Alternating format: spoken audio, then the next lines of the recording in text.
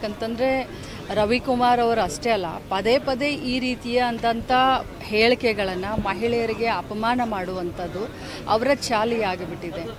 B J ಪಿಯವರು ಎಲ್ಲರ ಮನಸ್ಥಿತಿ ಇದೆ ಏನಪ್ಪ ಅಂತ ಹೇಳಿ ಇವತ್ತು ನಾವು ವಿಚಾರ ಮಾಡ್ತಾಯಿದ್ದೀವಿ. ಇವತ್ತು ಶಾಲಿನಿ ರಜನೀಶ್ ಅವರು ಯಾರು? ಅವರು ಒಂದು ಸರ್ಕಾರದ ಚೀಫ್ ಸೆಕ್ರೆಟ್ರಿ, ಅಡ್ಮಿನಿಸ್ಟ್ರೇಷನ್ನ ಚೀಫ್ ಸೆಕ್ರೆಟ್ರಿ. ಹೇಗೆ ಶಾಸಕಾಂಗಕ್ಕೆ ಹೇಗೆ ಮುಖ್ಯಮಂತ್ರಿಯವರು ಇದಿರ್ತಾರೆ, ಹಾಗೆ ಅವರು ಕೂಡ ಅಡ್ಮಿನಿಸ್ಟ್ರೇಷನ್ ಡಿಪಾರ್ಟ್ಮೆಂಟ್ಗೆ ಅವರು ಕೂಡ ಚೀಫ್ ಸೆಕ್ರೆಟ್ರಿ.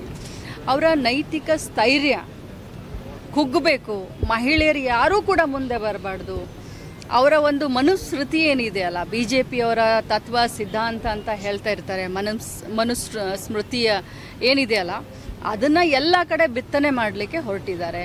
ಇದು ಅವರ ಭಾವನೆ. ಯಾಕಂದರೆ ಅವರು ತಾವಾಗಿ ಈ ರೀತಿ ಹೆಣ್ಮಕ್ಳ ಬಗ್ಗೆ ವಿಚಾರ ಮಾಡೋದ್ರಿಂದ ಇಂಥ ಭಾಷೆಗಳು ಬರ್ತವೆ, ಅಚಾನಕ್ಕಾಗಿ ಬರೋದಿಲ್ಲ.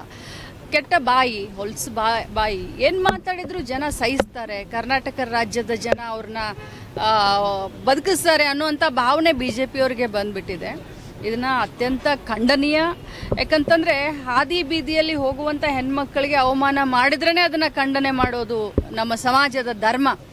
ಅಂಥದ್ರಲ್ಲಿ ವಿಧಾನಸೌಧದಲ್ಲಿ 10 ಜನರ ಎದುರುಗಡೆ ರಾಜಾರೋಷವಾಗಿ ಒಂದು ಚೀಪ್ ಮೆಂಟಾಲಿಟಿ ಇಟ್ಕೊಂಡು, ಅದು ಯಾರು? ಕೌನ್ಸಿಲ್ನ ಚೀಫ್ ವಿಪ್ ಅವರು. ಏನು ಸಣ್ಣ ಮಗ ಏನಲ್ಲ ರವಿಕುಮಾರ್ ಅವರು, ಬಾಯಲ್ಲಿ ಬಟ್ಟಿಟ್ರೆ ಏನು ಕಚ್ಚುವಂಥ ವಯಸ್ಸೇನಲ್ಲ. ಒಂದು ಚೀಫ್ ಸೆಕ್ರೆಟ್ರಿಗೆ ಆ ರೀತಿ ಹಾಯಾಗಿ ಮಾತನಾಡ್ತಾರೆ ಅಂತಂದರೆ ಅವರ ಮನಸ್ಥಿತಿ, ಅವರ ಭಾವನೆ ಒಬ್ಬ ಮಹಿಳೆಯ ಬಗ್ಗೆ ಯಾವ ರೀತಿ ಇದೆ ಅನ್ನೋದು ನೋಡಬೇಕು. ಬಿ ಜೆ ಪಿಯ ಸಂಸ್ಕೃತಿ ಅಂತ ನಾನು ಪದೇ ಪದೇ ಹೇಳ್ತಾ ಇದ್ದೀನಿ. ಸಂಸ್ಕೃತಿ ಏನಿದೆಯಾ ಆದರೆ ಎದ್ದು ತೋರಿಸ್ತಾ ಇದೆ. ನಾನು ಮತ್ತೆ ಇದನ್ನೇ ಹೇಳಲಿಕ್ಕೆ ಬಯಸ್ತೇನೆ, ಅವರು ಕೂಡ ಒಂದು ತಾಯಿಯ ಗರ್ಭದಿಂದ ಹುಟ್ಟಿ ಬಂದಂಥವ್ರು. ಅವ್ರಿಗೂ ಬಹುಶಃ ಹೆಣ್ಮಕ್ಳು, ಅವರ ಅಕ್ಕ ತಂಗಿಯರಿರ್ಬೋದು, ಅವರ ಹೆಂಡತಿ ಕೂಡ ಹೆಣ್ಮಗಳು, ಮಕ್ಕಳಿರ್ಬೋದು ಅವ್ರಿಗೆ. ಆದರೆ ಈ ರೀತಿ ಬೇರೆ ಹೆಣ್ಮಕ್ಳಿಗೆ ಮಾತನಾಡ್ತಾರಲ್ಲ, ನಿಮ್ಮ ಮನೆಯವ್ರಿಗೆ ಬೇರೆಯವ್ರು ಹಿಂಗೆ ಮಾತನಾಡಿದ್ರೆ ನೀವು ಸಹಿಸ್ಕೊಳ್ತೀರಾ? ಈ ಪ್ರಶ್ನೆ ನಾನು ಕೇಳಲಿಕ್ಕೆ ಬಯಸ್ತೇನೆ.